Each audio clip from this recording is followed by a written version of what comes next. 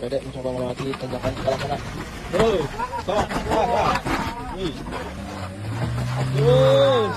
Terus. Tahan. Ganyan ka. So yun yung mga situation guys na matarik na paahon tapos paliko naka-drive mode. So possible po talaga na mabibitin yan. Hindi po kayo umakyat ng drive mode kapag ka mga ganong ahon po talaga.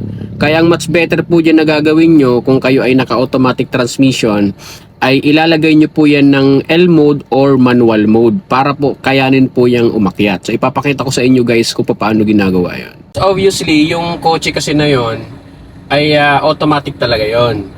Ngayon, ang gagawin nyo kapag aakit po kayo ng mga ganong sitwasyon ng mga paahon tapos medyo pakurbada or paliko, ang gawin nyo ho, bago kayo umahon dun sa paahon na yon sa matarik, ilagay nyo na ng manual mode. Ayan, dito ho sa M, makikita nyo, ilagay nyo.